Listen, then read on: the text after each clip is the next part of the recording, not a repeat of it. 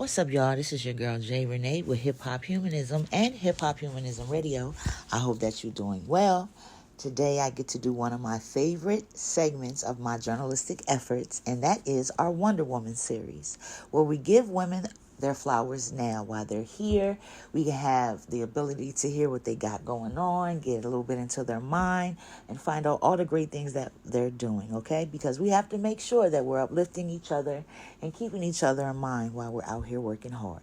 So today I have Miss Kate O'Neill, okay? She is the CEO at KO Insights. All right, she is a digital innovator, but she is also very big when it comes to the STEM program. All right, she has got some awards that she is definitely going to tell you about, and we're going to get into, and I'm very excited about this because she's doing a lot of great things. So let's not cause any further delay. Hello, how are you? Hello. Well, Jay, thank you so much for having me on the show. Absolutely. I'm very much glad that you're here. The STEM program has always been something that I've always been interested in, even so much to adding the A into that for arts, but we'll get into that later. Please tell the audience a little bit about yourself and where you're from. Sure. So, as you said, my name's Kate O'Neill, and I'm CEO of KO Insights. I am known as the tech humanist, and that is because of the work that I've done for the past, honestly, at this point, almost 30 years, has been around the intersection of technology and human experience, or I would say more broadly, like the impact on humanity. And what that means really in practical terms is I work a lot with businesses. I do a lot of speaking, writing articles and books, and advising companies on how to build technology so that it's better for their business, but also better for humanity, or in fact, so that it doesn't screw over humanity in the process of developing, right? So there's a lot there. There's a lot to unpack, and I'm sure we could take it in any direction that you feel like your audience is going to be curious about. But a lot of the things that come with that have to do with really thinking about how technology meets communities. You know, how we're making sure that people are not being harmed or hindered by the way that technology meets their experiences. Absolutely. And I thank you for actually caring about that. It is very humanist to care about that. I think a lot of time people just want to produce a product and they're not even thinking past that product. So we definitely appreciate that, that's something that you think about. Now, quite often you don't see a lot of women in the tech field, right? What made you want to get into that? Oh, I think I've just always been curious about technology all my life. Since I was a kid, I really thought that computers and any kind of gadgets or robots or electronics were all very interesting.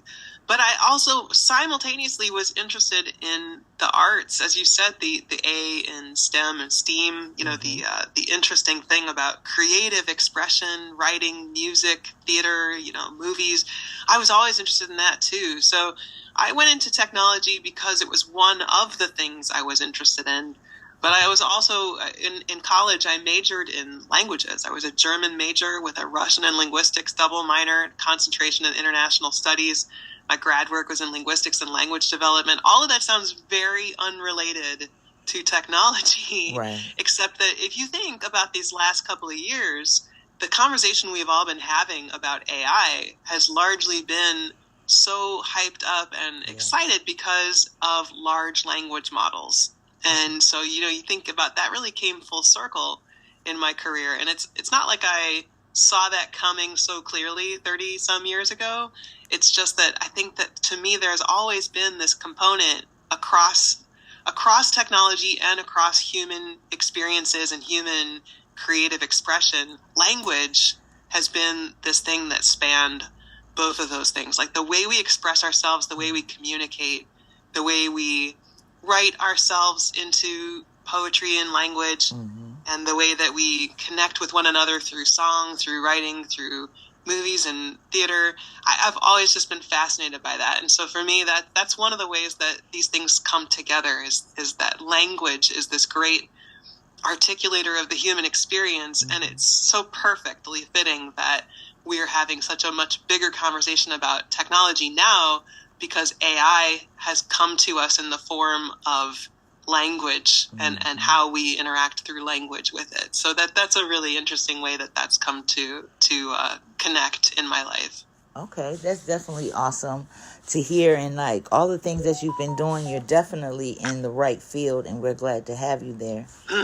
Now, my audience is very familiar with humanism, but I like to ask fellow humanists, like, what made that resonate with you? Like, what is humanism to you? Yeah, it's such a great question because I think it is understood a lot of different ways. I think it's understood in some circles as a rejecting of traditional religion, for example, and in some ways it's understood as just a celebrating of what is intrinsically human. And I think for me, it's not entirely not the former. It's not that I see the value of rejecting traditional religion in favor of understanding human-centric values, but I think it's much more the secondary thing to me. It's so much more interesting to think about what is it that makes human experience really valuable and what makes humans really valuable to one another. I think the more we focus on what it is about humans that's unique and worthwhile, not at the expense of non-human animals, let's say, and not at the expense of the planet, but just so that we understand really what it is that's truly special about other humans. I think that's what allows us to be motivated to create solutions that lift each other up. Absolutely. And to think about the ways that our experiences are common. There's a lot to be appreciated about differences, and I think it's really important that we understand and appreciate what diversity and differences bring to us. But I also think it's so important that we find those things around which we have commonality and where our experiences are universal. And that's where humanism really brings me, is to this understanding that for all of us, there's connectivity to one another. We all come up in families of one sort of another or another. Yes. We all have, even if our values are different from one another, we all have values. We all have things that matter to us. And Absolutely. We see the world through the lens of those values. So I think those things, the more we can appreciate and break those things down and ground our work in that and connect with one another to each other and through those values and through the things we know we have in common as fellow humans, the more I think we can do powerful work that lifts us all up. Yes, I absolutely agree with you there. I had made a short article, and it's called "We Are Born Humanists," right? And we lose it along the way. And everything you said is that if every human on Earth would actually think about the human next to them, the ones they couldn't see, and really see them there, it would be a whole entirely different Earth. We know that. It would be so different. But so true. Yeah, let's get into some of these accolades. So you were named Technology Entrepreneur of the Year. What was that like? Yeah, that's been a while now. It's been since the early 2010s, I think. 2012, I think, was the year that happened. And it was a powerful experience, but I actually think what happened there was that I was building a service agency, a company called Meta Marketer, and we were doing analytics and strategic work for clients. So it's not the kind of company that I think you would think of as a technology entrepreneurial company. Like, usually if you think like, who's the technology entrepreneur of the year, you're going to think that's going to be someone who's building a software company or, a product. And so to have a service company that was named for that, that I was named that for, to me, that spoke about much more than me as the entrepreneur or the business owner. It spoke to this understanding that there was at that moment that we were on the cusp of something bigger, that to be in the business of understanding data and analytics strategy at that moment was to say so much of our future is about what data and analytics are going to provide to us. As we can now see, right, from 2012 to now, for sure, it's 100% been about data-driven and technology-centric kind of experiences, and I don't see that letting up anytime soon. I don't know about you, Jay, but it seems like we're going heavily in that direction. Absolutely. And now that it's more user-friendly and, the average civilian has access to it, it's only going to keep growing. It's going to keep growing and growing. So, yes, it's here to stay for sure, unless the grid all shuts down and we can't find the wall to plug it in. It's here. So true. So true. I mean, and that's not a nothing statement you just made there, because I'm sure your listeners know, I'm sure you know, that there's an incredible amount of energy and power that these AI systems require. So when we think about the climate crisis and we think about the increase in the amount of generative AI consumption and the amount of usage of AI tools, we're really talking about some very conflicted types of resources here. Right. So it's going to come to a head in the years to come, that we're going to see such an increase in, the Sam Altmans, the Elon Musks, the Peter Thiels, the folks who are leading Silicon Valley companies and AI-driven companies that are building more and more and more data centers and scaling those solutions up, and all the rest of us are using them. Meanwhile, the amount of water that it takes to cool a data center is incredible. And the amount of energy it takes to run these queries and run these services for us is incredible. Yeah. So I think it's just an interesting time, and it's tragic in some ways, because I think it's unfortunate that we're coming to this moment with AI and its potential, and its potential to do good, honestly. Its potential to do good for humanity.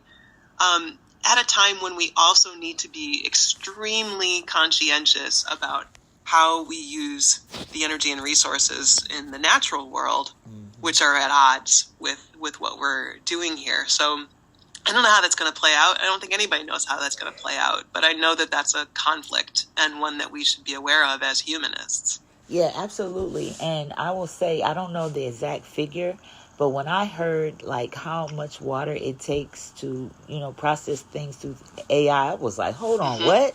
I didn't even know that it took all of that. You know what I mean? Right. What do you mean it uses that much water? So, knowledge is definitely power. And I think the more people that know what that really is and what's going on, the more they'll say, what is that? And pay attention, Right. And it's not as if, we can't think of it as an investment, in a sense, right? If we are wise about how we use the AI resources and the water and other energy resources that it takes to power them, there are ways, and I've been saying this for a long time, and in 2019, I I facilitated a panel at COP25, the United Nations Climate Change Summit, about how we could use AI to fight climate change. So 2019, that's 3 years before ChatGPT got released to the public. So something that a lot of people weren't really thinking as much about. Right. But I had been able to moderate a panel of these world-leading experts, 4 or 5 different people who had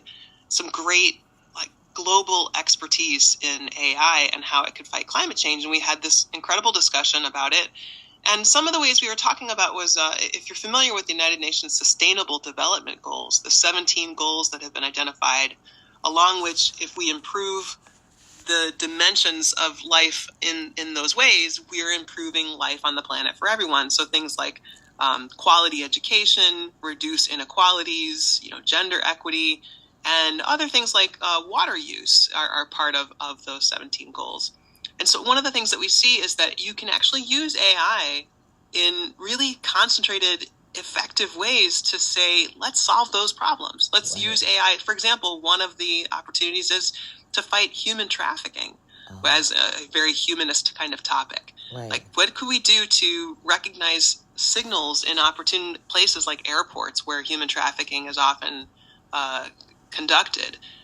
What are the ways that they're already full of cameras and surveillance equipment? Why couldn't we use those, put that to good use, and recognize the patterns that typically take place when human trafficking is occurring?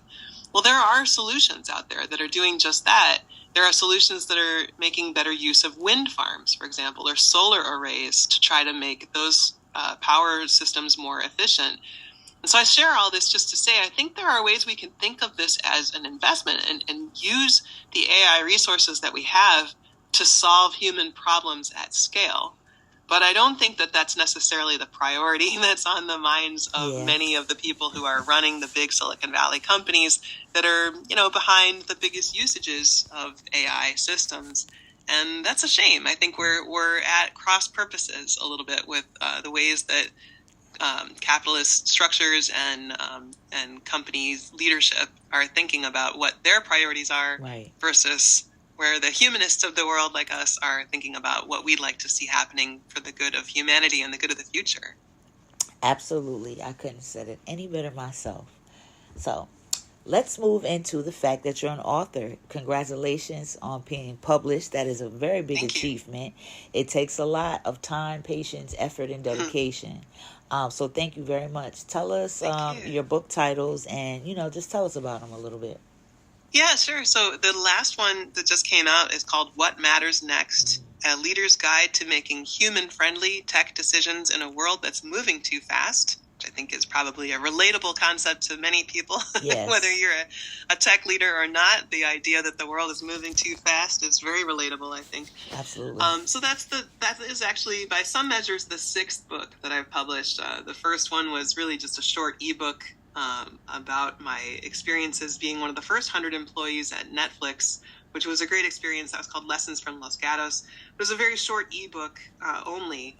And then I published a memoir, and that was my second thing. And then the third thing I published was my very first business and technology book. So that was Pixels in Place in 2016, followed by Tech Humanist in 2018, and then A Future So Bright in 2021, and then just this year in January, What Matters Next. So it's been an interesting journey. I've learned a lot. I was self-publishing those first few books, those first 5 books. Yeah. What Matters Next is through Wiley, so that's a very different experience to go through the traditional publishing process. It's been a time-consuming process, as you said. It's been an energy-intensive process. It's been an expensive process because I've paid a lot of my own money into the supplementary services like PR and, my web team, my podcast production team, like everybody that I have to, have in my corner to try to maximize the opportunity of getting the word out there about the book and about the ideas behind the book and my own speaking services and all of that stuff. So yeah, it is not a small undertaking, and I appreciate you recognizing that. And I know. I think people do recognize it, but it is worth it in the long term. Of there's really nothing that stands as such a singular testament to an idea as a book. You know what I mean? Yeah. If you want to say something and you want to say it loud and clear, there's really nothing like a book to really consolidate that idea and force you to do the work too of distilling that idea. Right? I imagine folks that are listening out there right now, many of you probably have ideas for books, and I encourage you, by all means, think about what that book might be, what you might write about. But I also will encourage you to be very pragmatic and realistic about, you can't say everything in one book. Yes. One book is for one idea.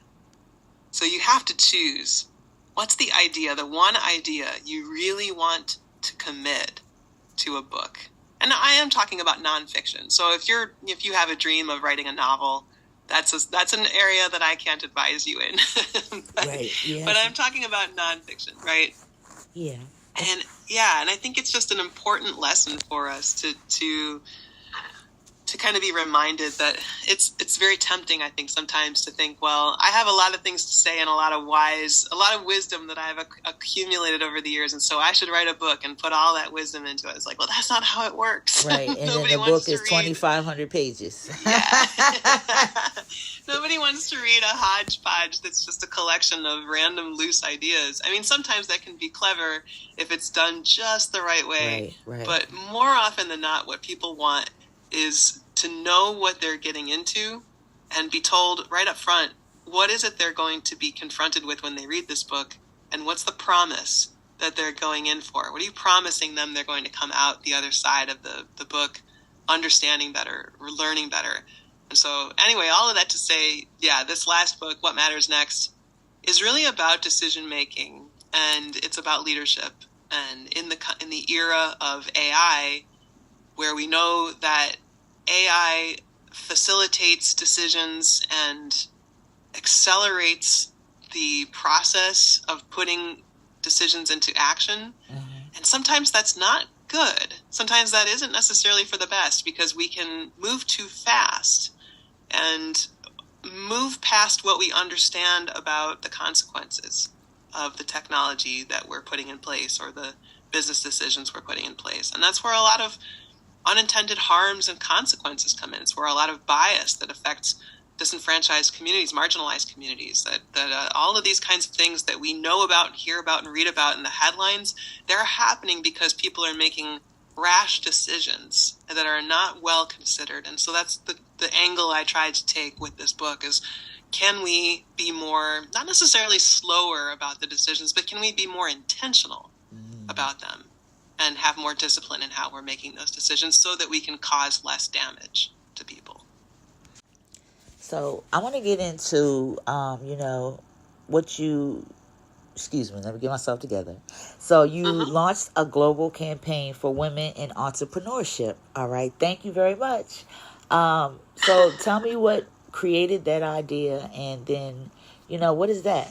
Please tell us more. I guess I'm maybe need to clarify. I didn't launch I think you might be referring to Google launched a campaign for women. Yeah. So Google did a campaign for women in entrepreneurship, which was great. I'm now forgetting the name of it, 40 something. Okay. But they launched this incredible campaign that was providing resources and support to women in entrepreneurship all around the world. Nice. And I was part of the launch of that, the sort of public-facing launch of that. I got to be in a web-based program that they did, talking about the skills of entrepreneurship and the resources that they were going to receive. Got to be part of tracking how that got laid out and connecting with a lot of the women around the world. One was in Israel, I recall. One was in Kenya. One was, I forget where everybody else was, but it was really incredible to witness these various women. And some of them were in tech, and others were doing other fields like, homespun crafts and different kinds of community solutions. So it was really, really cool to see that play out. I don't have any visibility into how they came up with the idea, right? But it was great to witness. And I've actually seen this kind of thing. I'll just say, because I think this is a worthwhile point for humanists who are listening to this conversation. There's another program I've been really privileged to be a part of, which is my friend runs a program called 1 Million for 1 Billion. And that is an India-based organization and works with kids. Okay. And kids are encouraged to come up with an idea that they can proof of concept and solve a specific problem for, let's say, 10 people. That's their initial pilot is, I'm going to spin up a program that's maybe a literacy project, or I'm helping people get access to government funds to start businesses or whatever. Then they try to help 10 people. And then once they've solved it at that level, then they're looking at how can you solve it at the next level, the next order of magnitude, 100 people. Can you solve that problem for 100 people? Then 1,000 people, and so on. And then when they get to a certain point and they've pitched their idea and they've been able to demonstrate some success, the best students, the best programs get to come every year to the United Nations headquarters in New York. Wow. And present their ideas at a summit that they do. And I've been privileged to be one of the mentors, one of the judges of the presentations, and just a general supporter and advisor of this program. And it is so incredibly gratifying to see young students. I mean, these are 10, 11, 12, 13, 14-year-old kids who are coming up with truly viable programs. Wow. To be able to scale up and solve problems for people. And I'm sharing that because I think it's such an incredible idea. Anybody could do something like this. And there's no reason why everybody listening couldn't do some variation of this, like work with kids to set up programs or work on their own project that they think they're passionate about, and take the same approach, solve the problem for 10 people, solve it for 100, and then to see that grow. I think the impacts of that could be so incredible. So I hope that that's inspiring to at least a few people listening out there. Yes, that's an amazing program, and that's available to everyone. Is it global, or is it it runs in India. Okay. So he's not running it globally, but it is all across India. And of course, as you know, India is the most populous country on the planet at this point. Right. So that's a lot of people that can be impacted by this. Yeah, it sounds like something that definitely needs to be over here. I like, I've created all the grassroots programs that I created were with kids in mind. That it's very important to engage them at a young age because they think they have minds. I think, honestly, being around children, I feel like they become more aware quicker than scientists really know. Because I'd be like, how are you doing that? You're 18 months. Like, you know what I mean? So they're a little more present, unless these new kids are coming out different. I don't know. But it definitely put it back into our kids. It's absolutely important. Speaking of the children, go ahead. I'm sorry. Oh, no, I just think I was going to add to what you're saying. I think it's one of the things that's so remarkable about kids is that they don't know what they don't know, right? And I think for some of us as adults, we can find that frustrating or, annoying or infuriating, like, oh, well, you think you know all the answers, but you don't know how difficult it's going to be to solve the problem that you think you can solve so easily. But that's exactly what makes them so magical, because when they don't know what they're likely to run up against, they sometimes don't run up against the problem at all. Right. Isn't it amazing how many problems we think exist that we are just inventing? Absolutely. I think as adults, we know so much. We do know, So you can give an adult and a child the same thing, and I think that adult might look at it like, well, I know I can't do this, and I know I can't do that. So they might not even try it. While the kid, they don't know. They're just moving pieces and around, and the next thing you know, they've come up with something, while the daughter's like, hey, how you do that? I'm telling you, I think you were right on point with how you said that. Kids don't know what they don't know. So yeah, and it's their superpower. Yeah, it absolutely is. So diving a little further into children, do you do any work with children yourself personally, or are you thinking of doing anything? No, that's really interesting. It's a great question, and one that comes up a lot, actually. So often after a keynote where I might be speaking to a bunch of leaders in business, people will be asking whatever questions are top of mind for them, and very often I will get a question about someone in the audience who wants to know about tech and their kids, and what should we be doing about kids and tech, and AI exposure or algorithms, and the sort of Instagram filters, and all the kinds of things that people worry about when it comes to kids, and they're right to worry. But that's definitely not my expertise, and I will say so in the Q&A of a keynote. But I will also say a couple things. One is, first of all, there are people who make this their expertise and who really know so much nuance about this, and I absolutely defer to those people. I am going to have an expert on my own podcast, the Tech Humanist Show, in the weeks to come. So I'm looking forward to being able to point to that as a resource for people. But the other answer is, I don't think it's not really rocket science. I think we all have a sense. Many people ask the question with kind of an intended answer in mind. Like, I think people are saying, I don't want to give my kid full access to a smartphone until they're X years old. Is that the right thing to do? I'm like, yeah, if you think it's the right thing to do, then it's probably the right thing to do, right? Like, there's nothing that's going to convince you, nothing I'm going to say that's going to convince you to parent any differently. And I wouldn't necessarily, even if I were deeply an expert on kids and tech, I would feel bad about changing people's approach to the way they think is the right way to bring their kids up. But I do think that we need to know a couple things. Kids are incredibly pliable. in the sense that, we as we grow up, when we're young, we're very impressionable. Yeah. It's very important that that our parents are careful to some extent about what we're exposed to. And I think it's really good Absolutely. when parents want to do that, when they want to be guardians of their kids' experiences.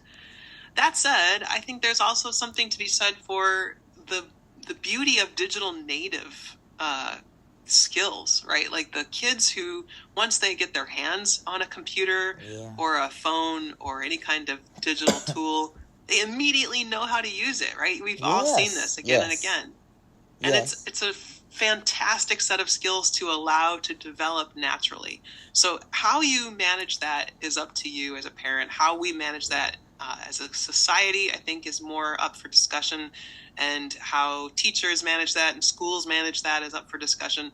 But I think we need to be very clued into this. I love talking about the both and of things, and this is very much a both and opportunity. Both protect kids and make sure that they're not getting overexposed to manipulative content and media, that they're not being saturated with bad and manipulative and harmful imagery online. Absolutely. And in guarded ways, in protected ways, in ways that allow them to nurture their curiosity and their creativity, allow them to use tools that get them familiar, allow them to their skills to develop, and make sure that they're not going to be left behind as they go through school, where schools are going to increasingly be using digital tools. You want your kids to have the skill to be able to type, navigate, use cursors and mice and all of the things that kids are going to need to know how to do. So there's a both and there, and at every age level it's going to vary. And I think most parents have a pretty good instinct of this, and they're just looking for some reassurance that they're doing the right thing.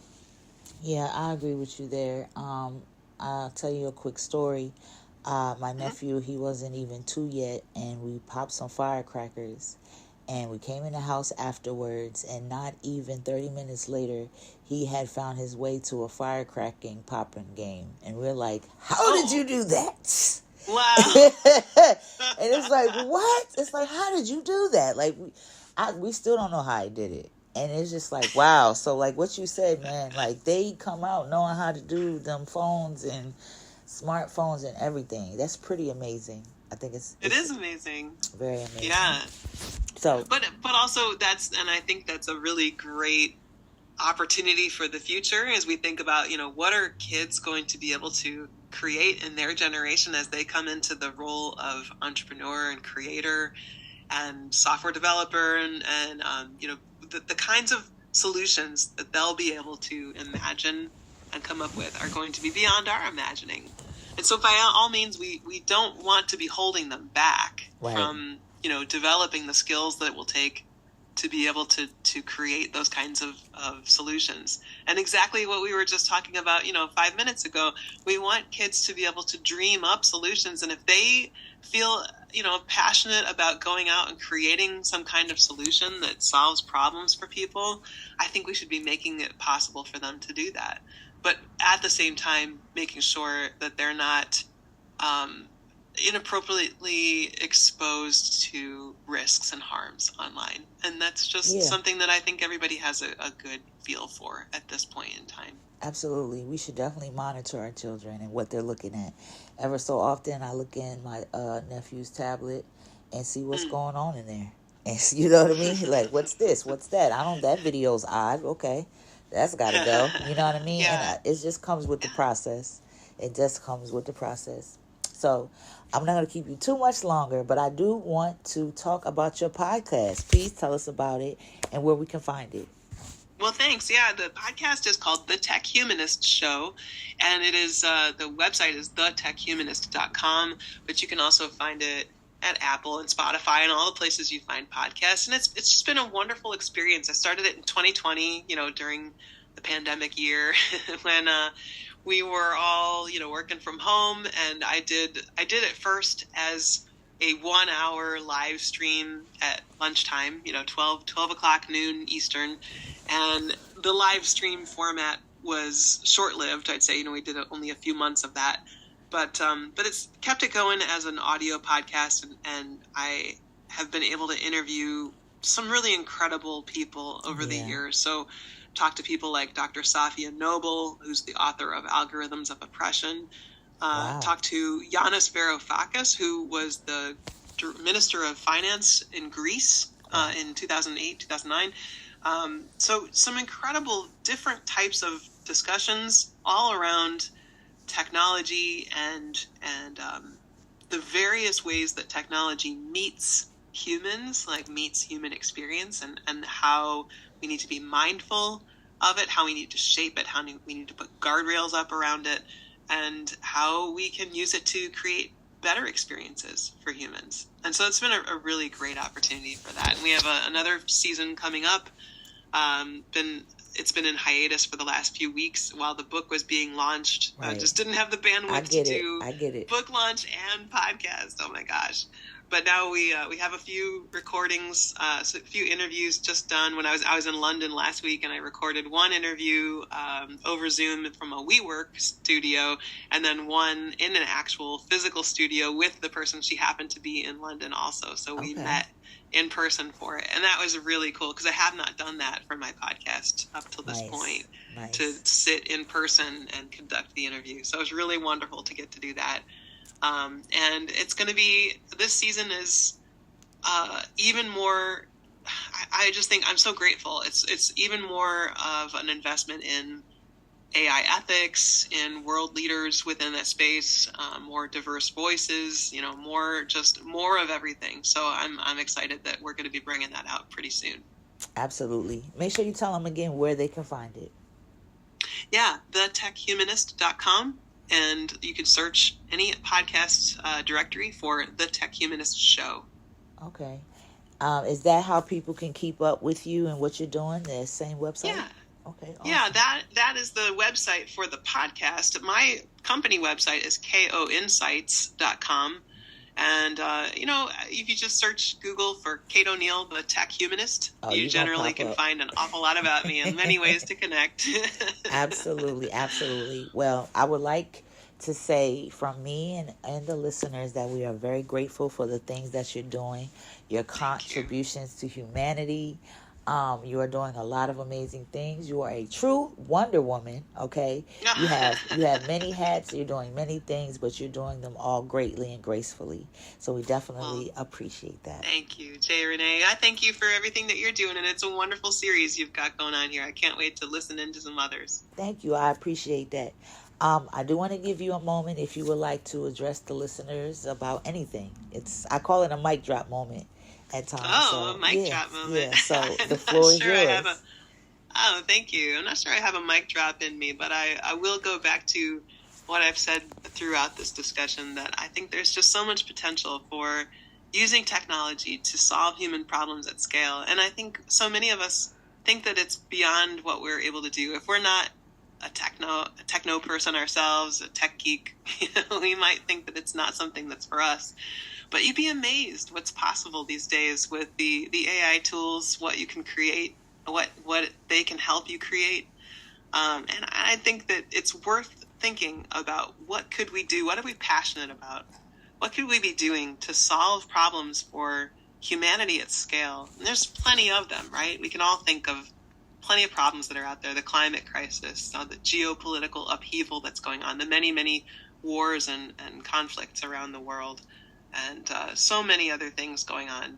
And it feels like it's all so big and beyond our influence, but I think there's an incredible array of things we can still do. And so I will encourage you all to think about what your contribution could be and how you can use technology to do that at an even bigger scale for the sake of all the humans out there. So thank you, all you humanists out there. You're wonderful.